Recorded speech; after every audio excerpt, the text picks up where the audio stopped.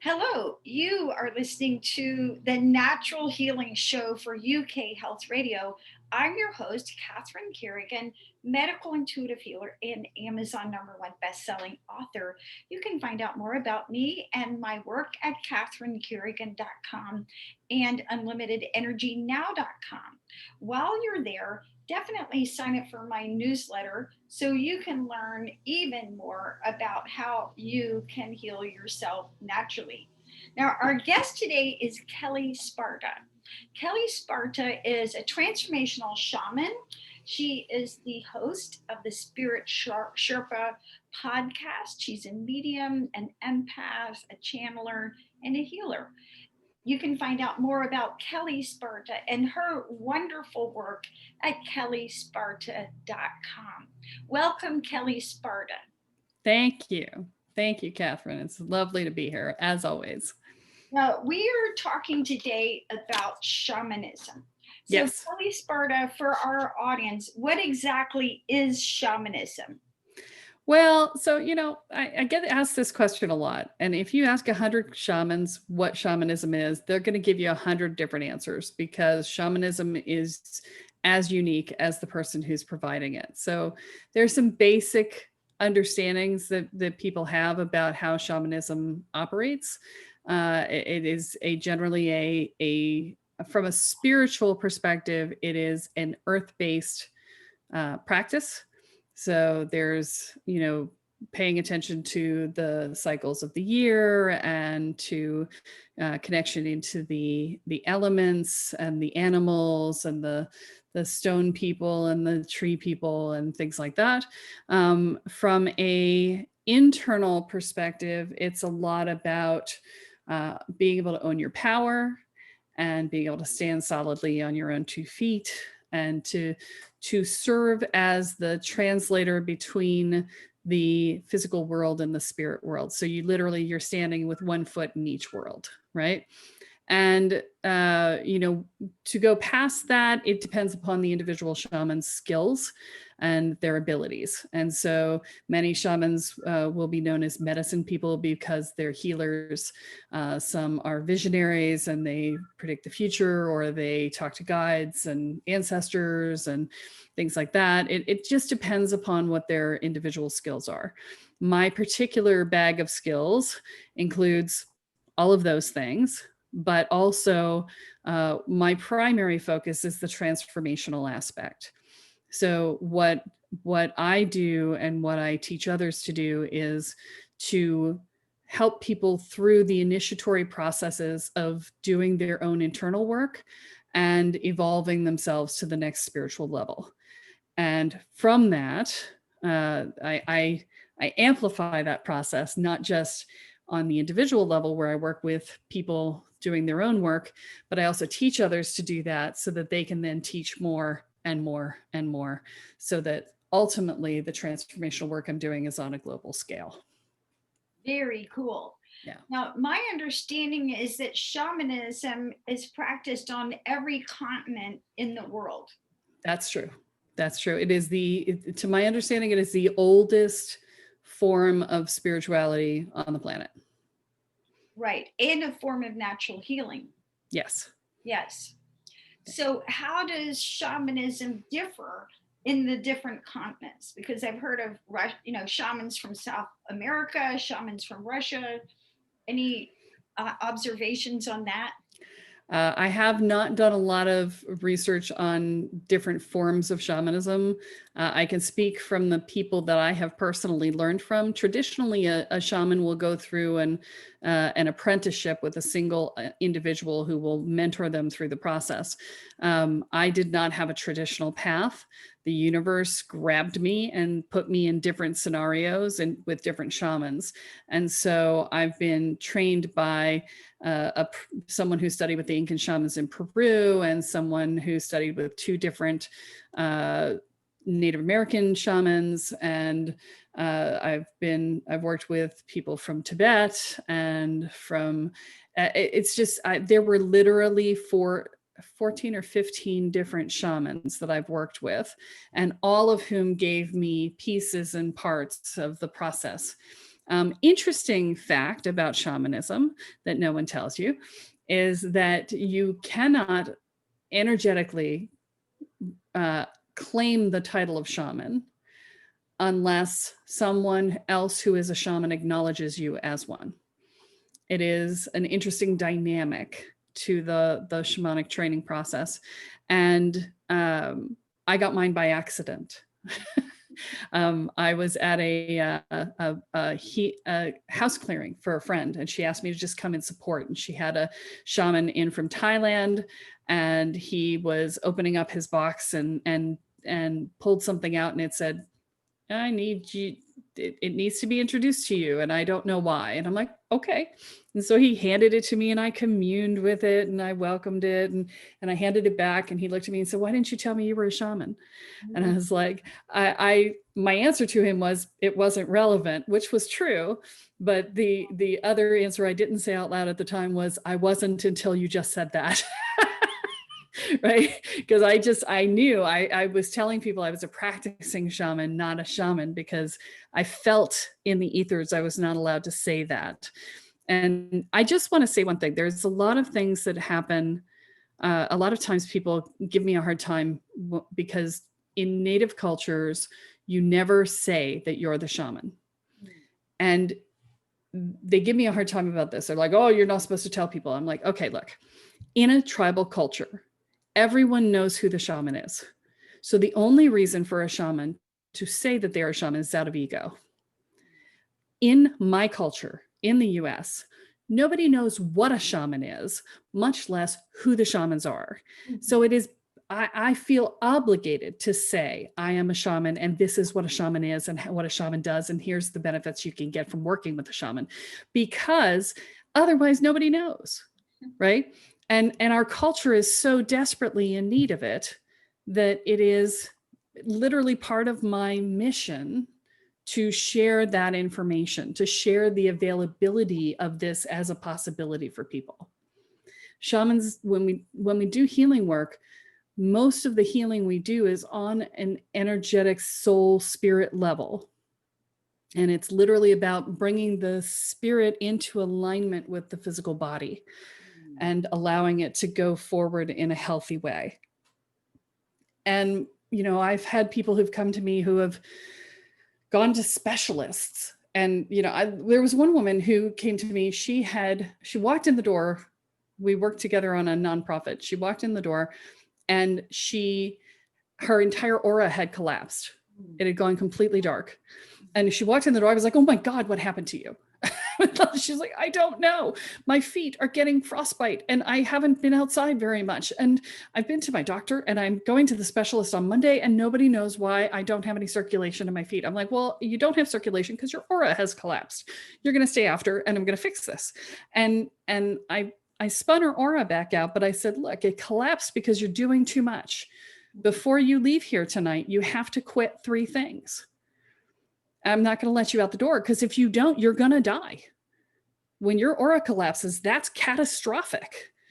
I'm like, you must quit 3 things." And so she did. But these are the types of things that people don't think to consult a shaman about.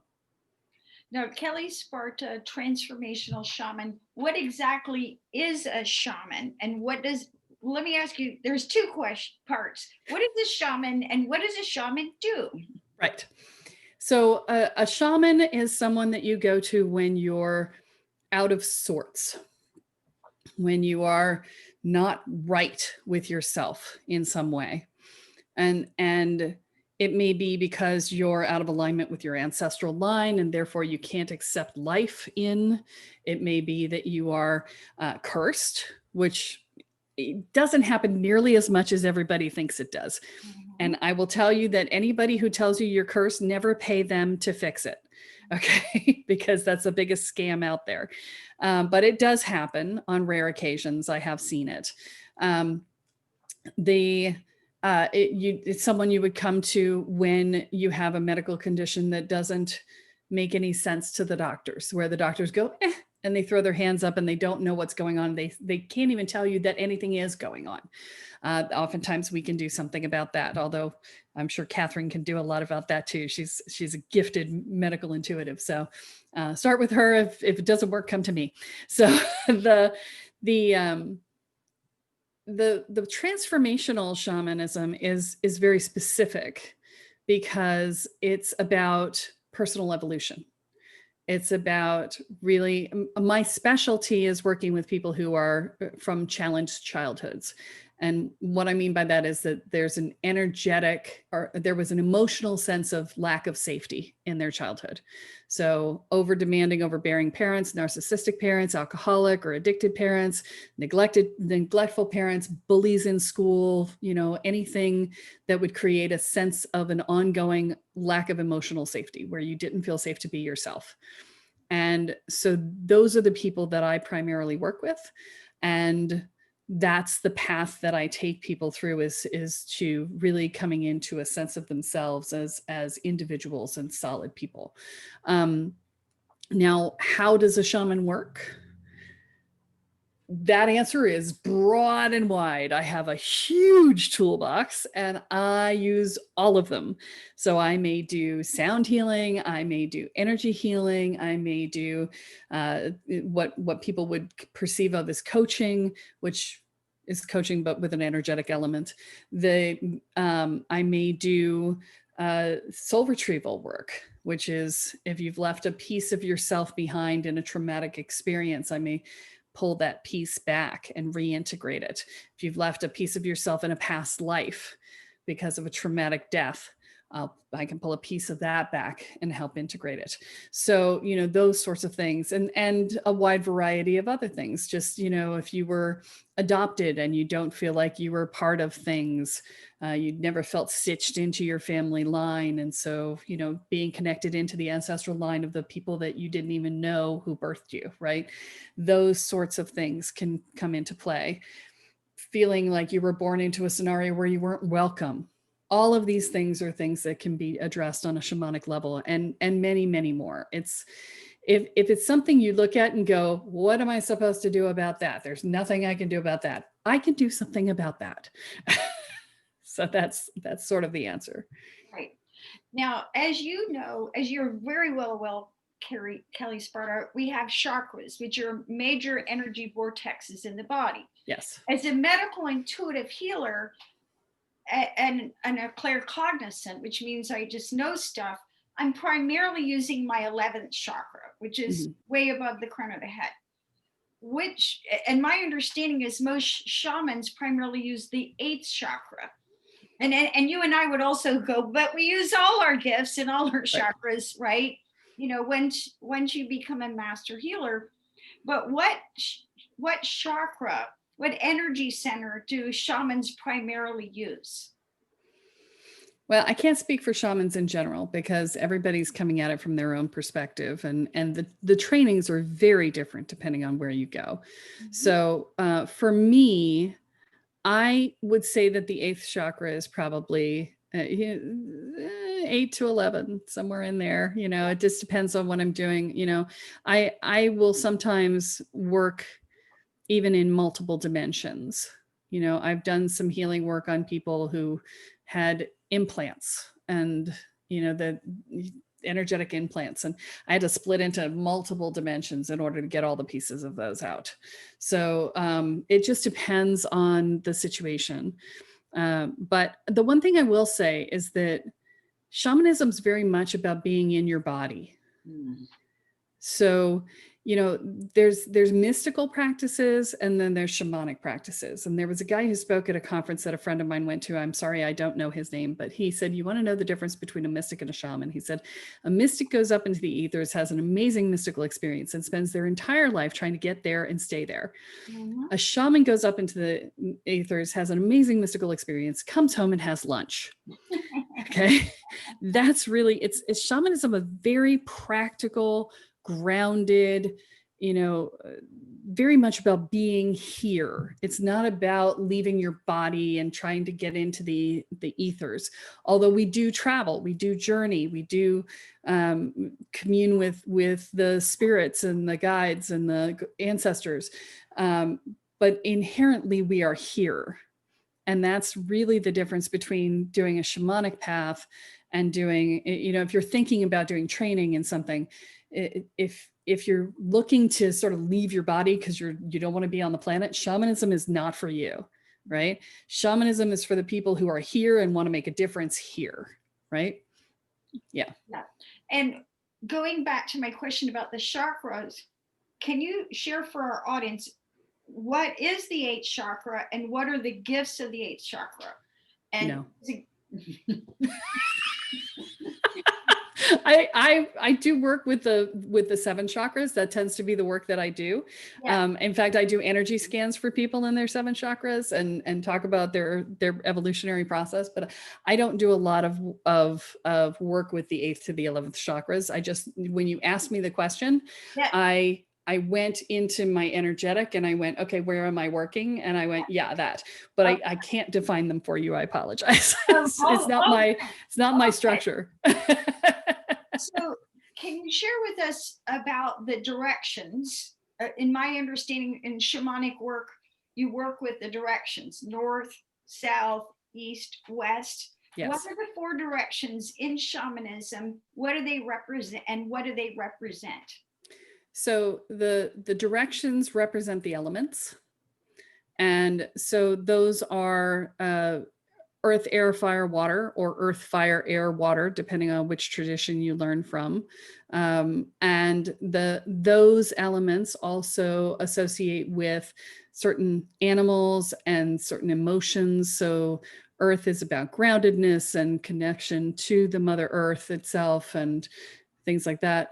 So can you go through each of the 4 directions and explain for our audience, what north is associated with from an element and animal perspective and what we learn by working in each of those 4 directions? Yes. So in the north, you're usually dealing with bear. Bear is a great one to work with in the north because bear actually goes in and hibernates in the wintertime. And north is also associated with the winter. And so in the north, we typically do work around being connected to the earth and all of her peoples on it, including the rock people and the tree people and the animals. And but we also, it's the time of going into the void, into ourselves, into the quiet spaces.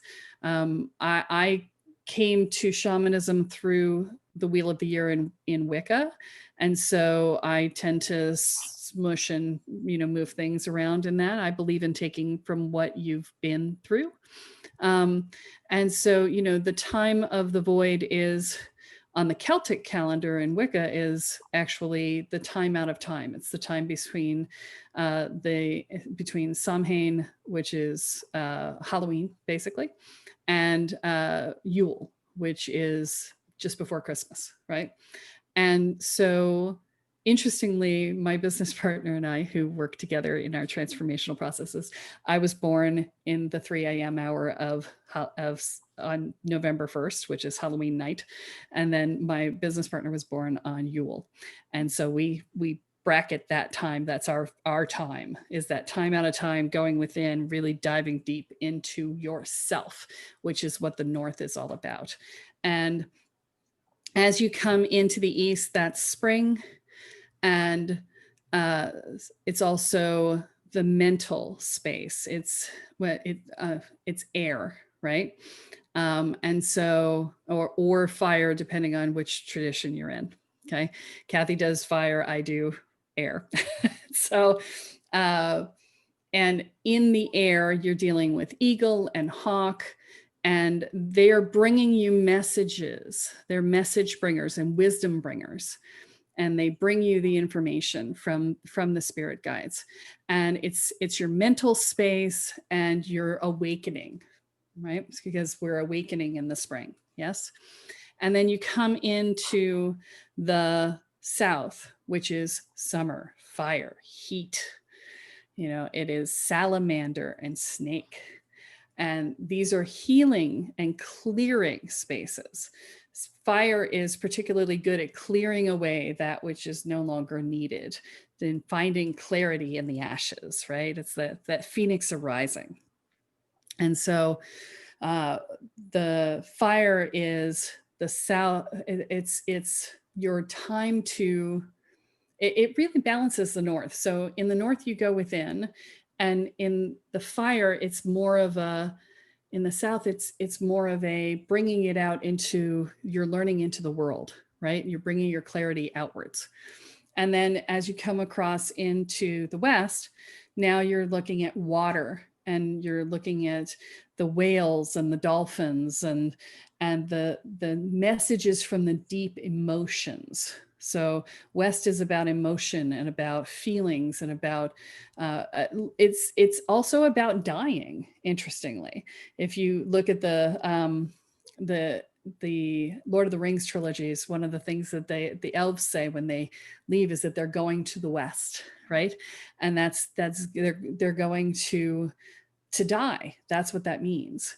And so it's the time of clearing away all of the emotions and letting go of everything that we held on to in this life, and making ready for the time of stillness of death.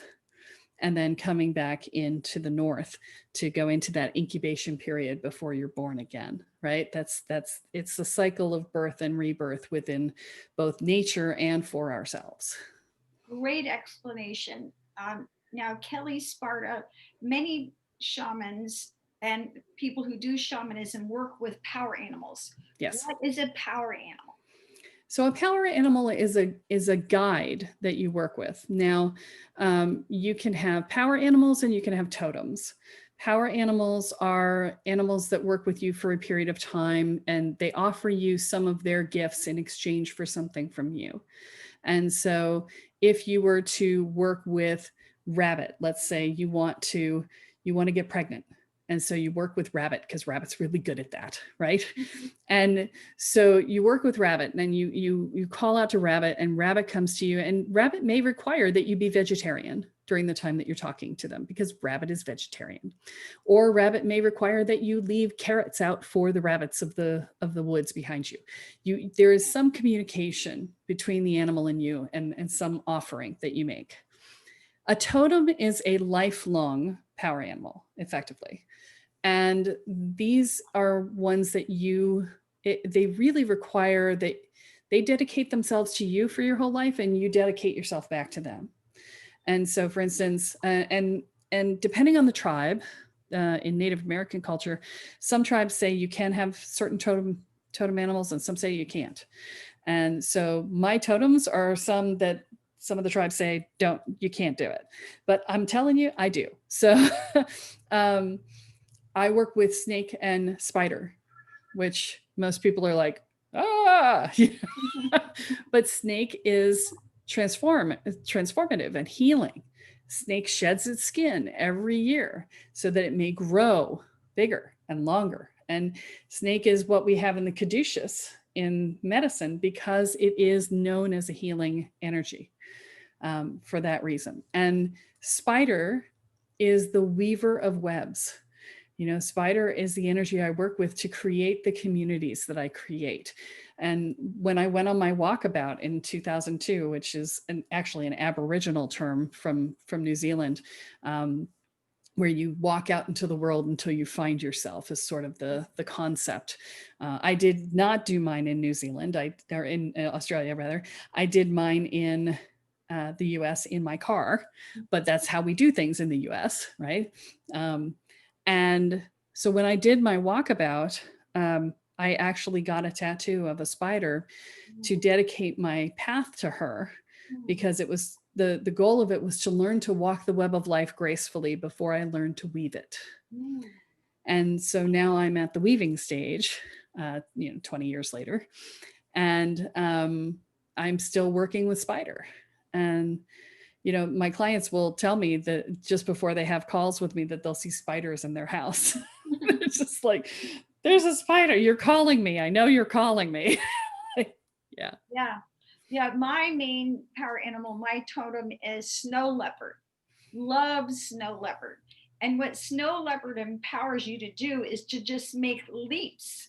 And that's what it's like to work with me. It's like you were here and then you're there. And it's like, whoa, how did that happen? So it's just leaping gracefully over problems.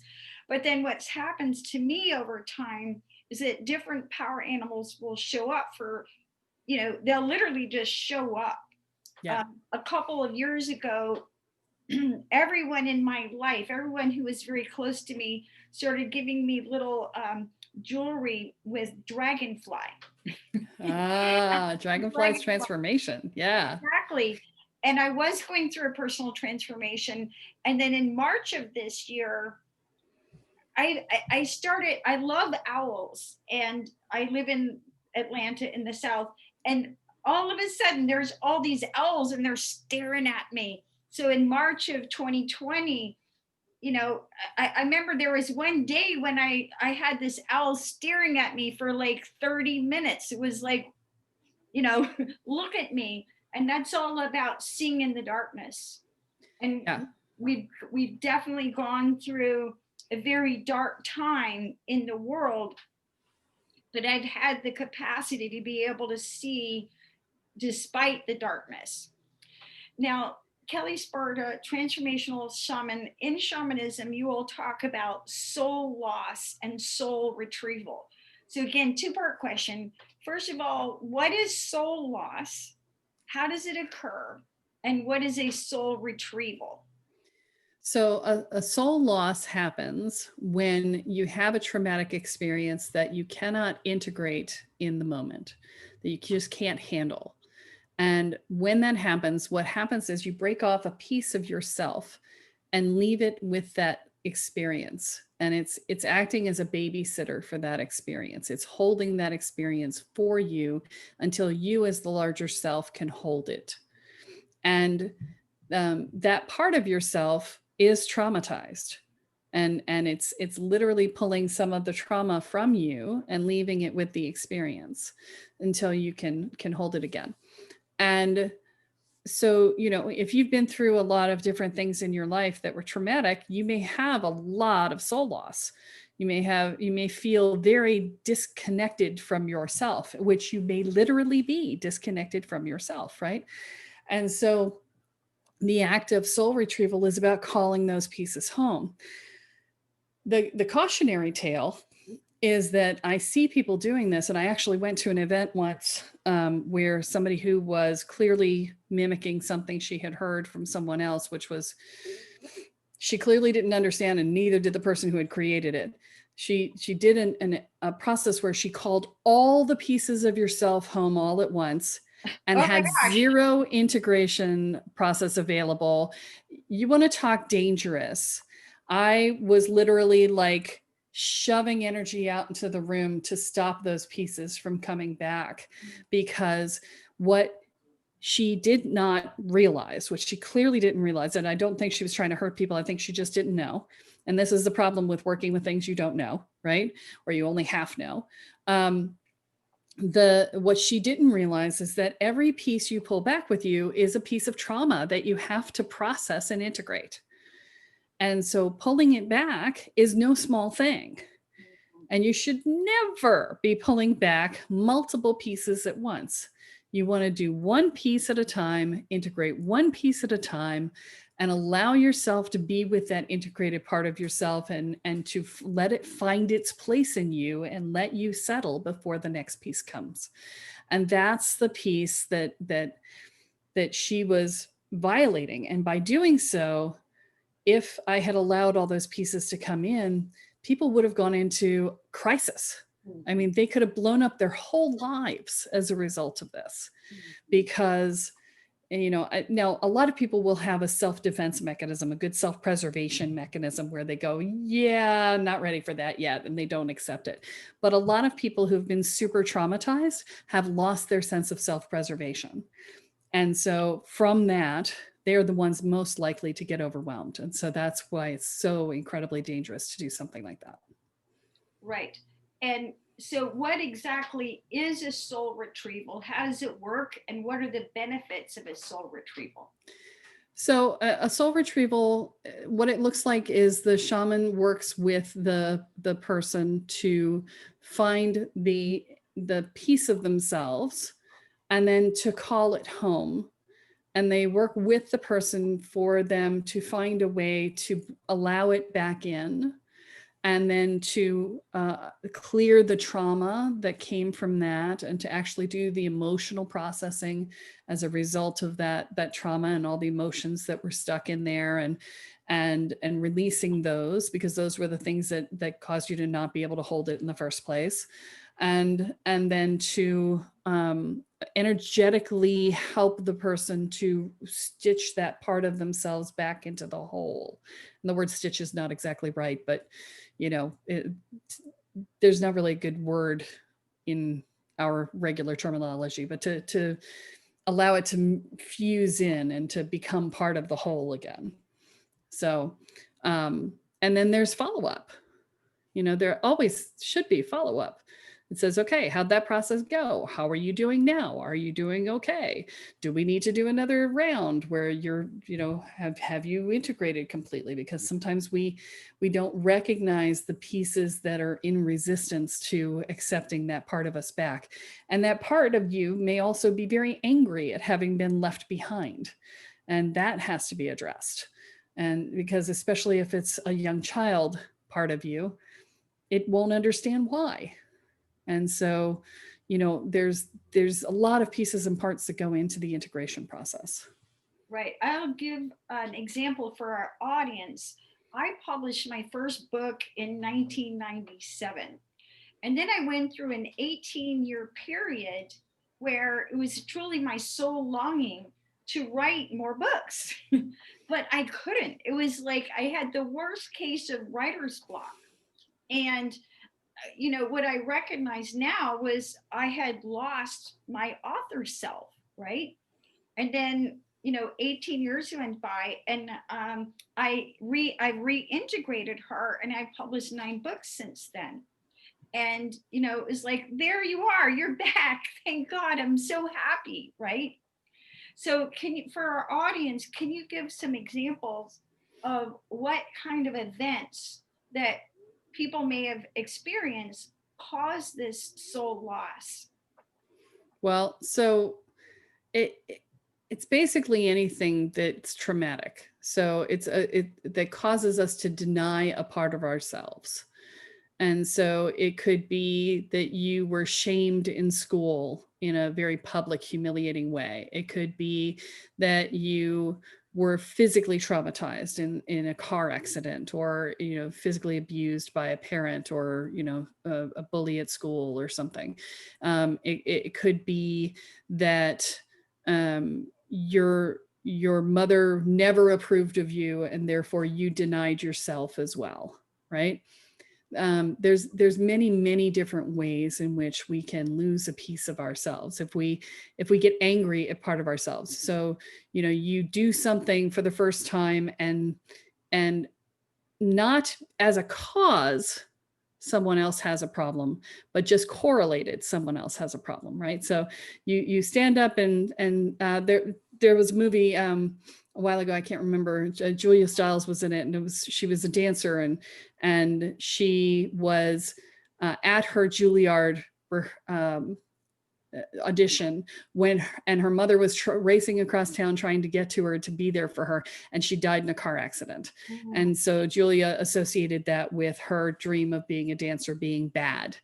And that's the loss of a piece of yourself as a result of a trauma, right? Even though she wasn't in the experience, she associated herself with the experience and took responsibility for her mother's death. Yeah. It with my clients, when I'm doing medical intuitive readings or healing work, I make kind of a joke. It's like you're a car, and think about when you get a new car and everything's shiny and there's no dents in it. You have all the parts, and then you drive your car, and it's like all of a sudden you look at your car, it's like, I'm missing a hubcap. How did that happen? I didn't even notice I was missing a hubcap, but it's gone. And and then I'm missing a windshield wiper or something. So, sometimes we're just going through our life and we're things can be so challenging that we lose different aspects of ourselves. So, Kelle Sparta, transformational shaman, let's talk about what we're all going through now in the COVID pandemic. Oh, yeah. As a transformational shaman, because we go through individual experiences. So, for example, you grew up, I grew up, our childhoods were different, but here, this is as a brotherhood of and a sisterhood of mankind. We're all going through this COVID pandemic. Yes. So, as a transformational shaman, what is your view about what we're all going through? So, in transformational work, and this is a great question, in transformational work, there is an element of initiation. And in the initiation process, there are periods of time. There's a period of time in which you go into retreat. You go into a quiet space. If you watch anybody talking about doing ayahuasca journeys, which are considered to be initiatory, and I don't do those, but they're considered to be initiatory. They'll tell you that they do a dieta, which is, a diet. They change their diet and they do quiet time and preparation time before they go into the journey work.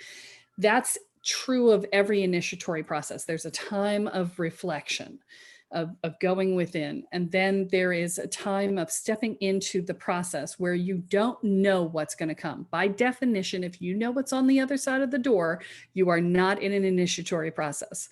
Initiatory processes, I could tell you all day long what's on the other side of the door, and you would not understand what it was until you got there. And so if you're walking into an initiation and you think you know what you're going to get, it is not what you're going to get. So there's the initiation itself, right? And the initiation fundamentally changes the person who's walking through it. And in shamanism, we call that a shamanic death. There's a person that you were that dies and is reborn from the ashes. It's literally like a phoenix process where you release that person that you were and become the new person based on your new level of knowledge and experience and evolution and whatever, right? And we as a culture, planet-wide, we're going through traumatic experience. We are being forced into hermitage and forced to be alone with ourselves. And there are people who are either embracing that, and then there are people who are running as fast as they possibly can to avoid it. And you don't see a lot of in between right now. People are either getting very still and very quiet, or they're going a million miles a minute in avoidance. This is a resistance pattern. So if you're out there and you're listening to this podcast as part of your way of keeping yourself busy all the time, you're in resistance to your initiation that is being offered you right now. And so we are in an initiatory process as a planet, not as a culture, not as a person, as a planet. And when we go through these periods of quiet and silence of going within, all the shadows and the doubts and the demons that we have inside of us, all of those things that gnaw at us and pull at us and drag our energy down, they all come to the surface. And we're seeing that in vivid color in the US right now. We're seeing it in bright, big, bold ways where all the shadows are coming up to the surface and everyone's going, oh, this is horrible, this is awful. And I'm going, oh, this is fantastic, because it means it's working, right? As a shaman, I see it and I go, oh, it's working. The shadows are coming out of the hiding places, and they're being pulled into the light so that they can be cleared. And as if we don't get afraid and fall backwards, and that's always the danger, is that we're presented with the door and we choose not to walk through, right? If we don't get scared and run away from the door as a culture, we will change to something we do not recognize at all. It will become something completely different. And it will be terrifying to walk through that door, because it always is. No initiatory process is not terrifying. I don't care how many times you've done it. You get to the point where the terror is expected. Because I've been doing this for 25 years now. I've been going through initiatory processes for 25 years, and I still go through them. I'm in one right now. And so as I'm walking through it, I'm still hitting moments of going, Yeah. but I know that it's part of it, right? And Right. so it makes it easier because you know what to expect, right? Yeah. I don't know what's on the other side, but I know what the process will bring me. Right. And that's where we are in our world right now. I agree with your observations, really brilliant. In my 10th book, Reading the Soul, I talk about a breakdown to a breakthrough, which would be my kind of, we all have different ways of expressing it, right? I actually use that exact phrase. A breakdown to a breakthrough, right? And if you even study chaos theory, Prigogine, Nobel Prize winning research, scientific research, in order to reorganize at a higher level, you have to go through chaos. So when you're in that period of chaos, it's like, oh my gosh, I was going along, and we've all, if you're listening to this broadcast, you've probably had periods like that in your life when you think, I was doing everything right. I was following the rules. I was doing a good job at my job. And all of a sudden it just went away. Yep. I can remember a period of transformation in my life. And I remember it had snowed in Atlanta, which is kind of an unusual experience. I went down to my healing room and the sun was just breaking. So it was sunrise and there was snow out the window and orchids, my orchids in my healing room, which everyone can see at catherinecarrigan.com. So I go down to my healing room, I see the sunrise breaking over the snow over my orchids, and it's like, oh my gosh, my life is so beautiful. And I had this deep inner knowing, and it's over. It's like, it was good, we were comfortable, and your life as you knew it is now changing. And so when you kind of accept, okay, it's like, oh, well, it's almost like the bigger chaos that you're in, the bigger transformation you can expect. Absolutely. So even if you're listening to this broadcast and you think, gosh, I'm hanging on by my fingernails and, what are you talking about? This is no fun at all. Well, I promise you, the bigger the chaos, the bigger transformation you're going to personally experience.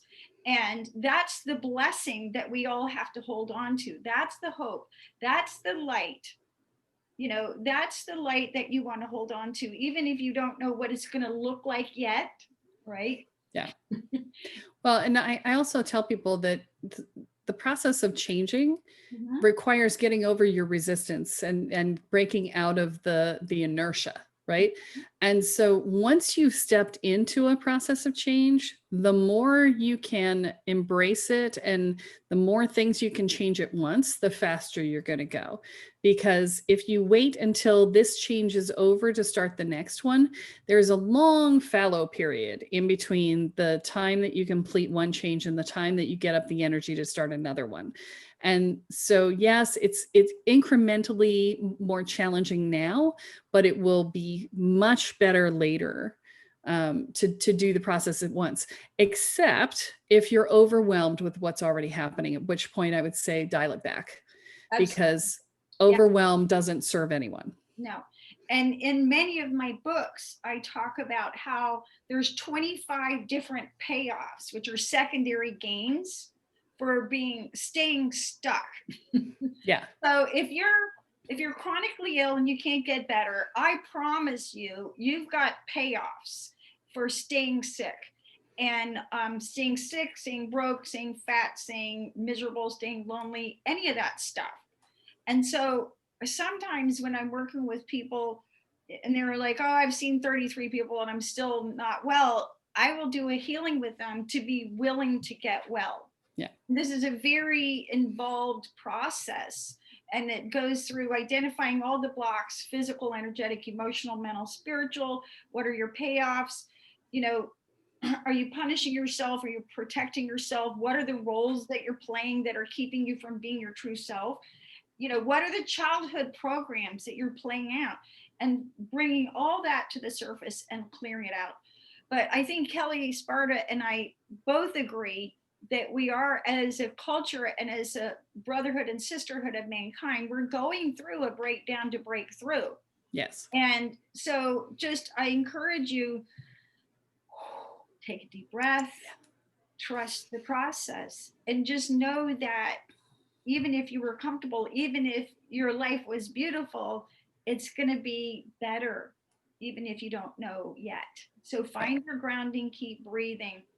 So, final question, Kelle Sparta, as a transformational shaman, any words of comfort for our audience? Because the levels of depression and anxiety have quadrupled.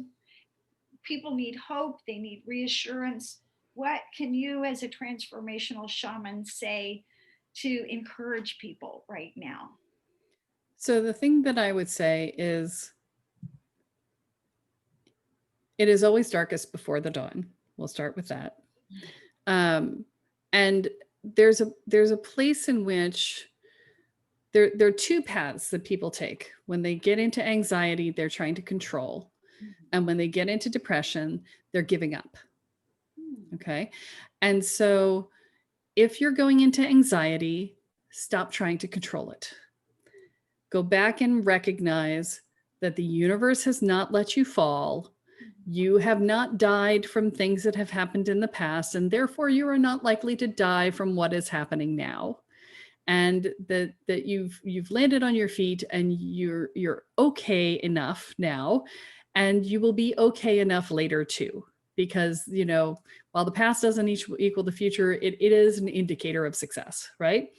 And if you are going into depression and giving up, I would say twist it halfway. Do not give up, instead surrender. And the difference between giving up and surrendering is faith. When we give up, we go into hopelessness, and that takes us down into depression. And that is basically the path to death. And because you stop living. When you give up hope, you stop living. And so, you know, that's the red from the Shawshank Redemption: get busy living or get busy dying, right? Same idea. And so instead of going into hopelessness, go into, again, that faith and trust in the universe, and say, I don't know what's going to happen. I can't handle trying to figure it out, which is why you give up, right? And so I'm going to let you have it. And I'm going to let you, the universe, manage it. And I'm just going to trust that it's going to be okay. You've been listening to the Natural Healing Show for UK Health Radio. I'm your host, Catherine Carrigan, medical intuitive healer, Amazon #1 best-selling author. You can find out more about me and my work at catherinecarrigan.com and unlimitedenergynow.com. Our guest today has been Kelle Sparta, transformational shaman. You can find out more about Kelle and her wonderful work at kellesparta.com. And remember, know that you are being guided, and we are all going to make it through this challenging period. Thanks so much for listening, and we'll see you next time.